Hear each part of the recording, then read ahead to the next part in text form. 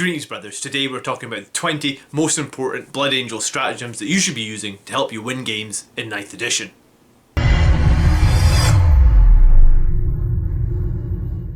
So welcome to the weekly tactics video, and let's get straight into it today. We're firing right into stratagem number 1, and that is Suppression Fire.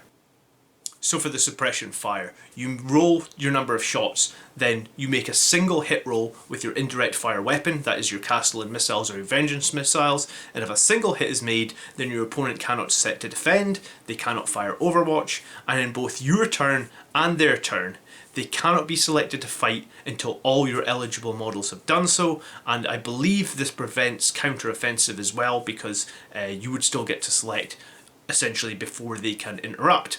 So, super strong, 1 CP is the pure reason that I say to include a Whirlwind right now, so definitely consider Suppression Fire in your next battle. Number 2 is Transhuman Physiology, and this is a great one that combos up purely with the Primaris Marines. So, any Primaris unit of 5 models or less for 1 CP and more than 5 models for 2 CP can essentially not be wounded on unmodified rolls of 1, 2 or 3. So essentially it can cut down 50% of the damage done, or the successful hits in the wound phase regardless of whatever weapon it is. So if you're getting hit with multi-meltas, you're still only going to get wounded on a 4, and if you combo this up with something like Blade Guard Veterans, then with their 4+ invulnerable save, you're essentially almost basically only going to have to take 25% of those successful hits as fails, 50% and then another 50% for the save. So I really like to run Blade Guard Veterans of 5 man or less to get maximum value out of Transhuman, but also works with your Infiltrators, your Incursors, Inceptors. There's a lot of good options here. Transhuman is very valuable, and at 1 CP I think it's well worth spending points on throughout the battle, so consider it a top tier pick. So number 3 is Wisdom of the Ancient, and this can basically be used by any Dreadnought that we can run right now except Death Company Dreadnoughts. And what it does is it creates a 6-inch bubble of reroll 1s for either hits or wounds for the phase. Now I like to run my Dreadnoughts usually pretty close to some sort of Captain or Chapter Master, so while they're shooting, and I also like to keep my bikes in there as well, while they're shooting maybe, the Chapter Master is going to give those reroll 1s on hitting, or potentially Chapter Master rerolls, so popping Wisdom of the Ancient early in the game for 1 CP to reroll those 1s on wounds can provide quite a big amount of value, and later in the game, if you need to bring down like Inceptors or something, and you want to be firing high power plasma shots, then maybe you want to use the Wisdom of the Ancient to give you the reroll 1s, and it is all core units around within 6 inches of the Dreadnought. I've also seen this used with like a Dreadnought put into reserve, so there's a lot of different ways you can actually make this work. Now, next up is the one that everybody uses every game, and that's Combat Revival with our Sanguinary Priest, or Apothecary as it says on the stratagem card. So the Sanguinary Priest is an Apothecary, but you could use it on either, and basically what it means is at the end of your movement phase for 1 CP, you can bring back a single unit back to life, and it has to be an infantry or a biker, and it needs to be within 3 inches of the Sanguinary Priest, and you would just return 1 model into unit coherency. Now, obviously it cannot be used on Invader ATVs anymore, but I think there's like a lot of good options here. Our Sanguinary Guard, you could be running something like Blade Guard Veterans. I'm obviously running some Centurions. Centurions come in at 55 points per model, so great to bring one of them back. Terminators as well. Thunderhammer Terminators are a popular pick for Blood Angels. And then if the Priest or the Apothecary has been upgraded to the Selfless Healer, you can essentially do this every turn for 0 CP. So it's an amazing stratagem. It's one that if you're not using, I definitely recommend you checking it out. And just note that when you return that 1 model to unit coherency, the revived model, you can be quite strategic with this, right? So if you were going to then use that model you've just healed to charge an enemy, the model you place into coherency, you could place it to, 2 inches within coherency, make that charge that you're about to do smaller. You could also maybe place the model into coherency onto an objective that maybe you would try to advance to get to, but you previously didn't. So a few things you can do with this that actually just benefit you a little bit more that aren't mentioned on the card as well. Up next is Hit and Run Warfare. And you know, attack bikes with multi-meltas are really good for Blood Angels right now. Personally, I prefer them to Eradicators. You know, point for point against an Eradicator, they're basically 5 more points, but you do get 7-inch more movement, you do get your +1 wound. Obviously you lose the ability to get cover and stuff, but and then you also get your bolter as well. So for 5 more points, I actually think that that's quite a good trade-off. And you know, bikes benefit hugely from the Sanguinary Priest. Bringing back a 55-point bike model with a multi-melta on it is very, very strong. So hit and run warfare is a stratagem for when your bikes do eventually get tied up in close combat, because the enemy will want to do that if they can to prevent them, you know, unloading those close range multi-meltas every turn. Then hit and run warfare, 1 CP, will let you fall back and shoot as though you were never in combat that turn. Very useful because the bikes aren't really going to kill anything in combat with their melee attacks. The number 6 is our Smokescreen, and Smokescreen got changed in 9th edition, so you obviously play it in the phase that you were shot at, and it's kind of just a 1 CP, and it's just a -1 to hit for the phase when they're targeted, and it can be useful if you just desperately need to keep something alive. You know, I use a Whirlwind to hold a backfield objective.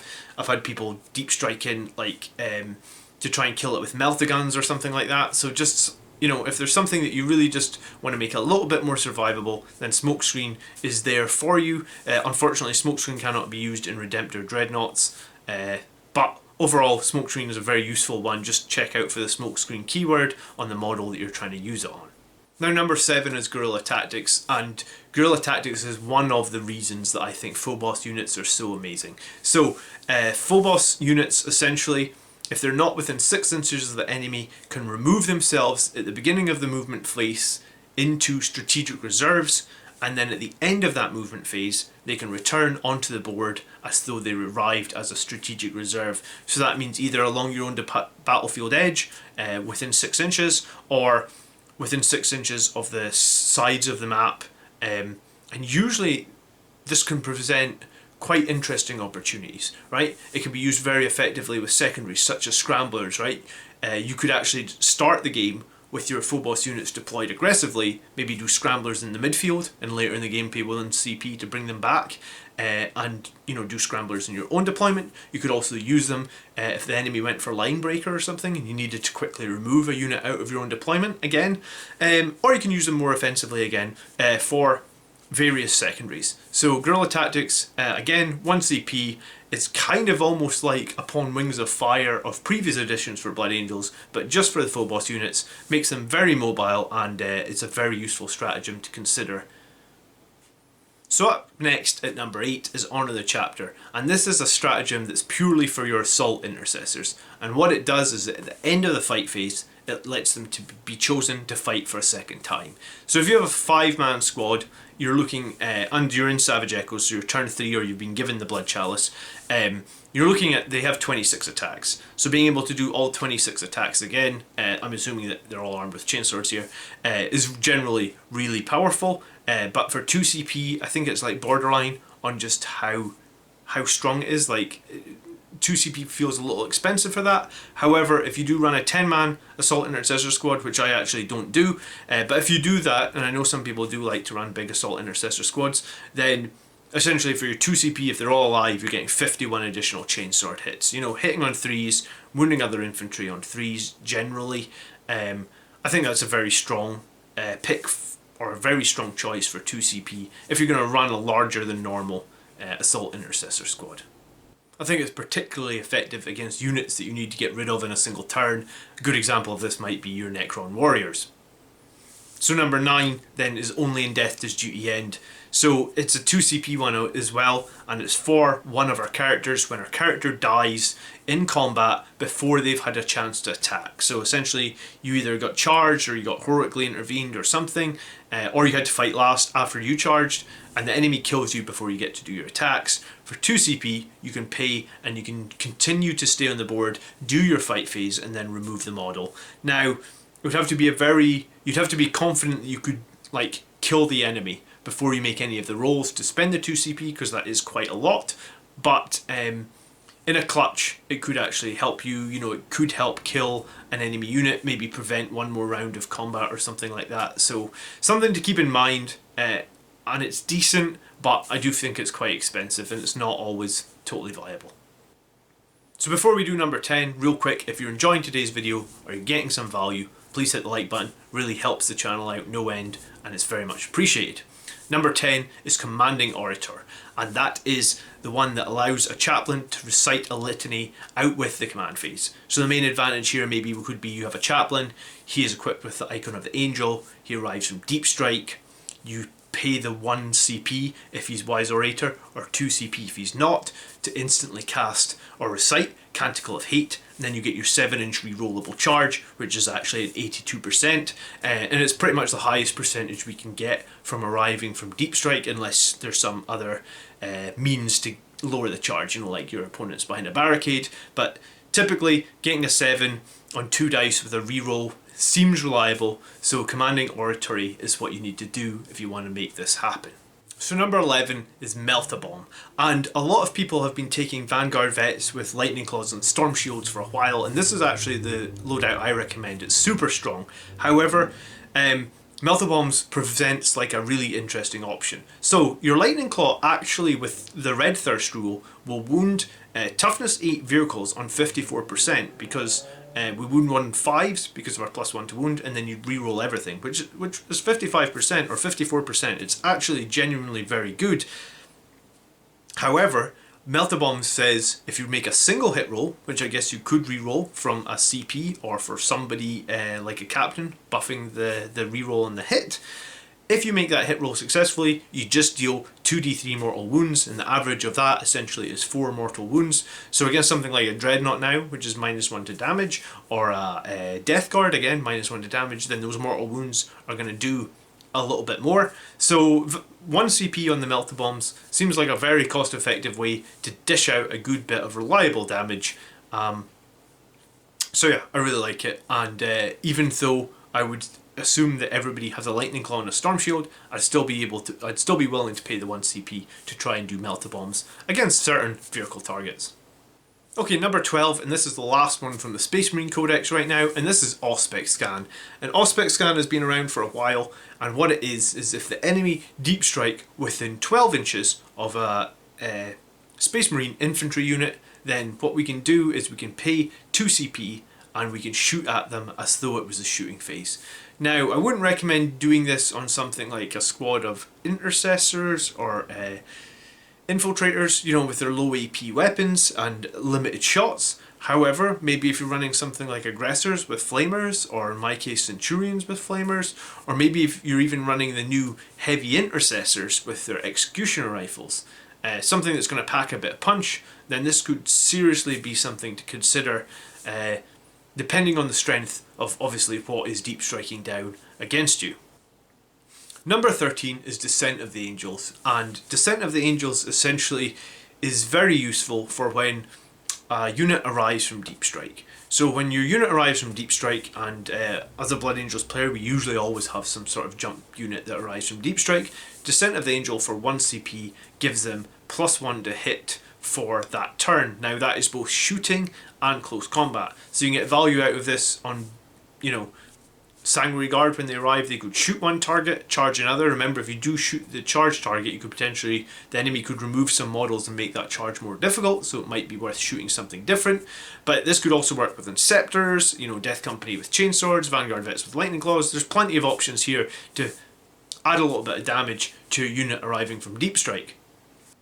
The second part of this is we can ignore any modifiers to the charge roll. So if you did arrive inside a crater that was -2 to your movement, or, you know, if it was an repulsor that could potentially grav pulse and make it -2 to charge, you know, this just nullifies that as well. So a reasonably decent stratagem, not as good as we had in the previous edition where you could make a 3d6 charge, but reasonably decent still, and a good buff to the shooting and combat when they arrive. So first one out of the Blood Angels book today. So number 14 is Refusal to Die, and the Death Company can play this when they're targeted for an attack. Could be psychic, could be shooting, could be combat, and what it does is it will buff their Feel No Pain from that 6+ to the 5+. Now, it's quite a small buff if you think about it. I mean, it is 100% buff to the Feel No Pain, but still only a 16% buff against each failed point of damage, essentially. You know, so I think it's not really that valuable in the grand scheme of things. If you have a Death Company that's less than 5, it's 1 CP, and if you have more than 5, it's 2 CP. It feels costly to me. I've played it before, like on my Death Company Captain on the bike, but it's not super strong. It's decent. So just try and do some math in your head if you're going to play this. Is it going to actually help you? Because the difference it actually makes once you get through the chain of, like, you know, the opponent hits, the opponent wounds, and then you fail your save, once you sort of dilute the dice down by that point, is it actually going to make much difference? You know, it's a tough one. I do think it would be better maybe if it was, I think it would be probably decently balanced if it was 4+, just because of the CP cost. Something to keep in mind. It's okay. So I've included it here as number 14. So number 15 is Angel Sacrifice, and it is a pretty interesting one in that when your opponent is going to pick their targets in close combat, for 1 CP you can force any unit that has models with engagement range of your character, they must attack your character. Now, this could be far more effective against some sort of big enemy, right? For example, like a large tyrannid monster. If you have a whole squad around him and your character's obviously in engagement range, so your 1 CP, all those attacks go into your character, you hope your character can tank up, and then you know, you can kill them with a Sanguinary Guard from full health. You lost nothing even if they fought first. I mean, I guess this is the reason to maybe really think long and hard about your positioning with your characters and stuff, so you can heroically intervene to potentially do this. Now, it's going to be less effective against a squad of units, because if the squad has multiple models, they're not within engagement range, they're still free to attack the rest of, you know, they're still free for the opponent to choose to attack as normal. So against like a large squad of, let's say, 10 guys charging you, you're not going to get as much value out of this. You might get some, but I think the most value is going to be against those big single models, Mortarians, big Tyrannid creatures, you know, potentially like the Silent King, whatever. And if you think that you can survive up against that attack, then with your character, then you potentially get even more value out of this one. One interesting thing I've seen some Blood Angels players do is build a really tanky captain and then actually sit the Sanguinary Priest 3 inches behind, you know, granting the captain that additional 6+ feel no pain, try and just maybe help push them through, and then use Angel Sacrifice. I've only used it a couple of times myself, but it has saved some units and characters. So it's a decent one for 1 CP. If you feel like you're going to lose some stuff anyway in combat, then maybe it's better to like consolidate your losses and then finish the enemy off with your other units. Number 16 is Forlorn Fury. Now, Forlorn Fury is either 1 CP for 5 guys, 2 CP for more than 5, or 2 CP for a Dreadnought, and lets you make a single move up to 12 inches before the game starts with a Death Company. So this would essentially facilitate the ability to get a turn 1 charge, and you do make this move after you know if you're going first or second. However, some players really just use the threat of Forlorn Fury. You know, they deploy a Death Company right on the front lines, and your opponent has to think twice about where they're going to deploy, because they know if they lose that roll off, that Death Company can essentially be smashing into them in turn 1. And if you are going to run a big Death Company of, let's say, 10 man, you could daisy chain a few models back so that they're starting within 6 inches of a Sanguinary Priest to get the Blood Chalice ability, or potentially like a Chapter Master to get Chapter Master rerolls. So there is some interesting interplay that can be done with this stratagem very effectively. And then finally, I have been running a Death Company captain on a bike, you know, so potentially moving him 12 inches before the game and then getting that 14-inch move in turn 1, you know, with his 10 attacks with Teeth of Terra, could really open up some infantry grinding possibilities right at the start of the game. And it maybe creates just a little question in the opponent's mind when they're doing the deployment. Is that something they need to be aware of, and can you use that to your advantage? So upon Wings of Fire, for 1 CP, remove a Blood Angel's jump pack unit core from the battlefield to bring them down in the next movement phase as a part of your reinforcements. So core jump pack units, I guess Vanguard Veterans, Sanguinary Guard, Death Company, you know, think about in a future turn, would these guys be better somewhere else in the battlefield? We could relocate from one flank to the other at the beginning, we could relocate onto another objective, we could relocate to take down some sort of like while we stand we fight unit. A lot of different options there. For 1 CP, it's quite decent, but maybe just a little bit weaker than Guerilla Tactics, because you do have to wait until the additional turn before the units arrive. Number 18 is Chalice Overflowing. And I guess if you've been watching any of my battle reports, someone said just last week that Blood Angel's commander is the late game king. And I guess what we mean by that is we're generally just keeping score, or sometimes we're even up to 10 or 15 points behind in turn 1 and 2. I play my Blood Angels very defensively. I think we get a huge power spike once we get that additional attack and that additional AP from the Salt Doctrine in turn 3.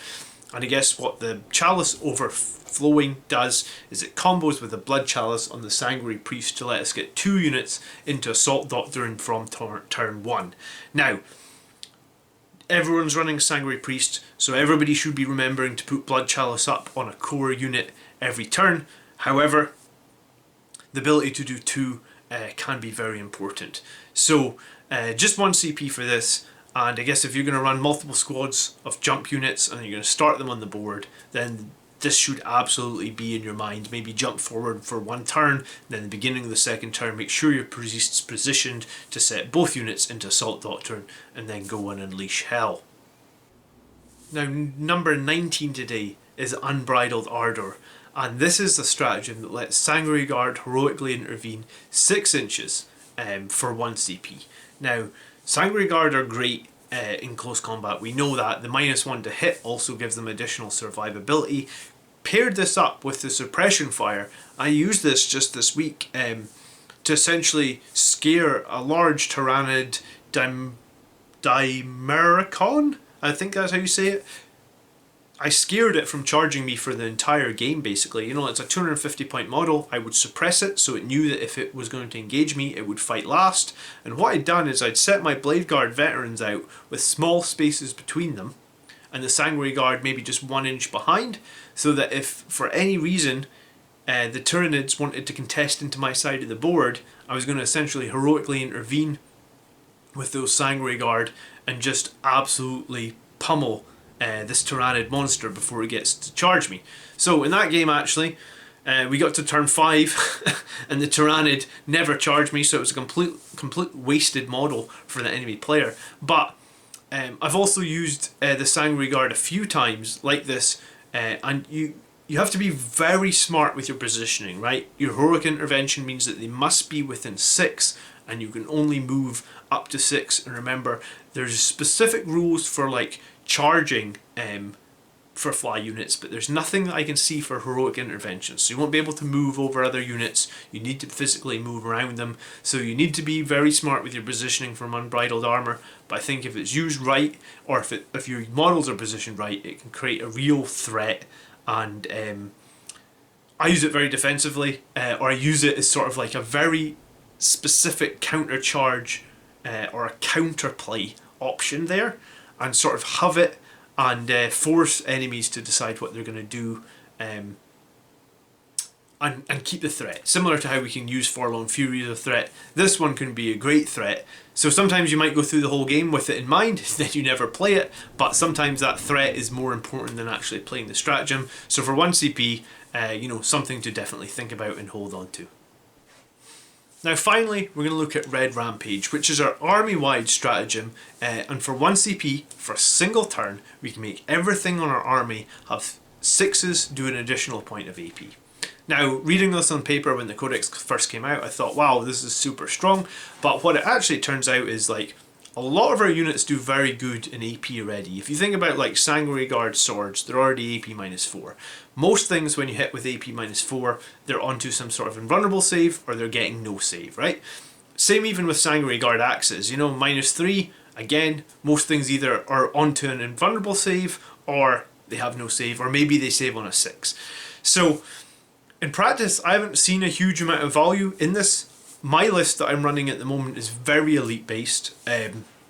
So everything tends to come with a decent amount of AP, and I am running any chain swords. I'm all about Vanguard veterans with lightning claws right now, and we know that they're -3 AP, so again this comes into the same situation. But if you are going to run a list that's got a bunch of chain swords on it, then I think Red Rampage has some value, and I think maybe against the right army that doesn't have a ton of invulnerable saves, it could also have some value. So something to consider for 1 CP, if you're going to get into a turn, you know, probably it's going to be strongest in turn 3 or 4. I usually find that I'm positioned in turn 3 to make 4 or 5 charges, and usually that's when I talk about getting my big power spike.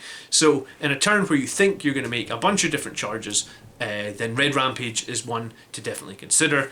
A little bit army dependent and battlefield dependent or enemy dependent, but coming in as number 20, I do think there's value in this one. Just personally I haven't quite managed to find it yet. So if you don't know now, we're actually doing a Blood Angels game on the channel every Monday night at 7:30, and these 20 are the ones that have appeared in sort of like the 6 or 7 games we've played since we've been back at the tabletop. I'd love for you guys to come and check out those streams. We're trying to make them better every week, and we're trying to improve the production values, and we're looking for feedback. So I hope to see you in some of those streams. And I think recently we were actually on a 6-game winning streak with this heavy elite list, and I think if we get to 10, maybe we'll give that list a video to just show that, you know, a list that's only got 1 troop choice in it and 1 OBSEC unit, no rights of war, no visage of death, can actually be effective and win games. And I do plan on doing another video talking about some of the secondary picks and the strategies that we're using around winning these games as well. So that's going to be coming up on the channel soon. But as mentioned, these 20 are the stratagems that I'm finding myself pick multiple times in these games to get the wins. However, there's one other that I do use a lot that I just want to call out specifically, and it is counter-offensive. And I think one of the biggest strengths of Blood Angels, as we all know, is being able to fight in close combat, right? And not having CP left to counter-offensive, i.e. interrupt your opponent when you get charged, can sometimes be, you know, like I love it when I look at the score sheet and see that my opponent has no CP, and it's like, right, I'm going to charge here, I'm here, here, here, here. You know, like there's no danger whatsoever. So for your opponent, if they're thinking about fighting Blood Angels, they know all of our units are dangerous. You know, Sanguinary Guard are dangerous, Blade Guard veterans are dangerous, Vanguard veterans are dangerous. I could go on, right? A lot of dangers on the board. If you have no CP left, or you haven't used the Whirlwind strat to suppress, then, you know, the opponent is not worried when they're charging you.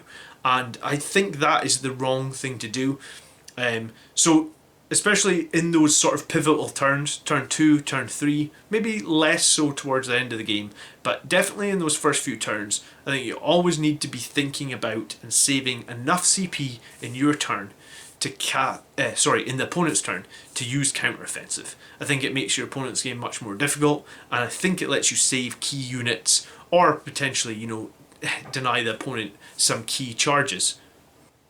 So this is what I've been doing, and I've been finding some great value in it. I have also been using Suppressive Fire almost every turn, and my lists don't start with a lot of CP, right? I think the one running at the moment starts with 5, and in early game, if the opponent has some sort of big, scary melee monster, or character, you know, Mortarion for example, I've been using Suppression Fire so that if they do try and engage me early in the game, then I will at least fight back with whatever unit is and hopefully do a bunch of damage, combined with the good position in the Sanguinary Guard for those heroic interventions. You know, I think there's a lot we can do right now, and yeah, as I said, like, so we're on a 6-game streak of wins, and it's been Custodes, Death Guard twice, Sisters of Battle, World Eaters, and Tyrannids. And I think what we've got coming up next is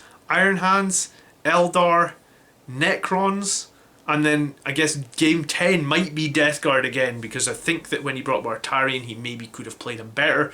We did joke that the Death Guard game was the Gatekeeper list, so maybe we'll come up against Mortarion again in game 10 and see if this this list with one single OBSEC unit can get 10 wins in a row. And yes, and these are the stratagems that I'm using every game, and you know, then we'll do a video on that list. And maybe we'll do a video on the list even if it gets to 9, just to show you some of the interesting options that I'm using right now. So as always, thank you so much for watching. Your support really means a lot. If you did enjoy the video or you got any value out of it, you know, you could definitely hit that like button. You can also now support us on Patreon or join us here as a member on the YouTube channel. We have a Facebook group, we have a Discord group. You can find all these links in the video description below. And if you'd like to see more Blood Angels content pretty much every week, then you could also consider subscribing. I hope to see you all in the next video. By the blood are we made, brothers. Peace. And by the way, the gloves are because it's frigging cold as balls here in Scotland today.